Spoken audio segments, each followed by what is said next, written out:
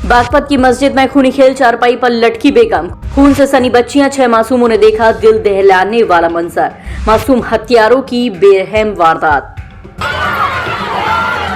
ये आप शांत हो जाइए।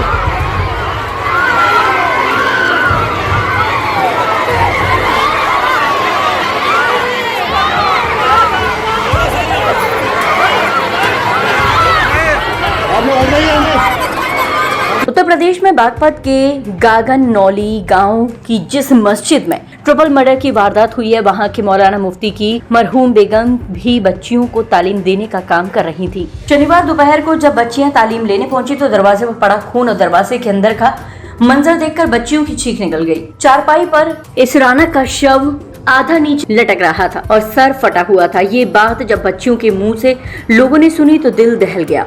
बागपत जिले की घटना उस मासूम चेहरे के पीछे छिपे शैतान की है जिसने मौलाना मुफ्ती से बदला लेने के लिए मासूम बच्चियों पर चाकू और हथौड़े से तब तक वार किए जब तक कि उन्होंने दम न तोड़ दिया।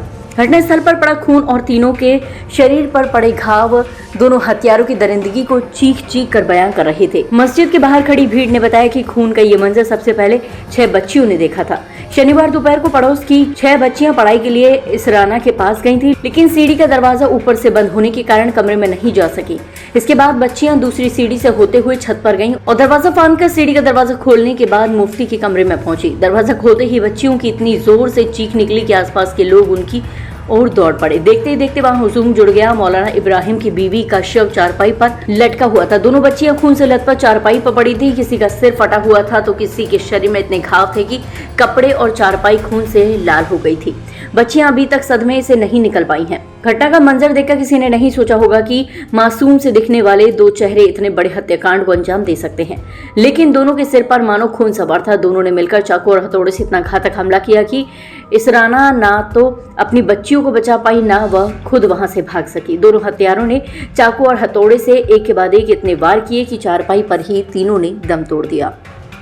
थाना दोगट अंतर्गत ग्राम गांगनौली में सूचना मिली कि एक मस्जिद जिसके ऊपर एक कमरे पर मस्जिद के मुफ्ती साहब अपने पत्नी और 2 बच्चों के साथ रहते थे और मुफ्ती कहीं किसी काम से बाहर गए हुए थे, तो वहां पर उनकी पत्नी और दोनों बच्चों का शव मिला। इस घटना पर तत्काल थाना police, CO Baraut, additional SP मेरे और स्वयं डीआईजी महोदय के द्वारा भी घटनास्थल का निरीक्षण किया गया और तत्काल घटना के सफल अनावरण के लिए 7 टीमें लगा दी गई। फील्ड यूनिट के द्वारा भी मौके से आवश्यक फिंगरप्रिंट्स और डीएनए साक्ष्य उठाए गए और लगातार जो 7 टीमें थी उन्होंने बड़े कम अवधि के अंदर वीडियोस को देख के 2 संदिग्धों को चिन्हित किया और जिनसे जब पूछताछ की गई तो ज्ञात हुआ कि ये दोनों बच्चे जो बाल अपचारी हैं, ये उसी मस्जिद के नीचे मौलवी से तालीम हासिल करते थे और मौलवी इनकी अक्सर पिटाई कर देता था, जिसके कारण क्षुब्ध होकर इन्होंने इस घटना को की योजना बनाई और ये घटना कारित की। इन दोनों बाल अपचारियों के निशानदेही से घटना में प्रयुक्त हथौड़ा और छुरी बरामद हुआ है।